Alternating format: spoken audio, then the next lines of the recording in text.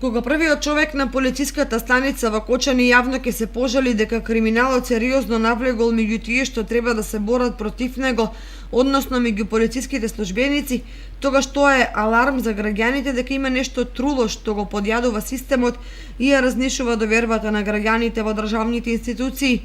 Колку длабоки се корените и докаде се допираат кримогените пипци, веројатно ќе се открива во од. Меѓутоа, најважно е дека се тргнува правенствено со расчистување во сопствените редови, а потоа и во средината во која се работи.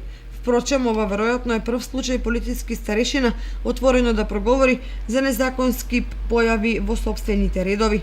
Значи, вие гледате, ние се соочуваме со проблеми, со наши вработени, имаме наши вработени, навлезени веќе во криминал и во делот на криминал и во делот на организираниот криминалитет.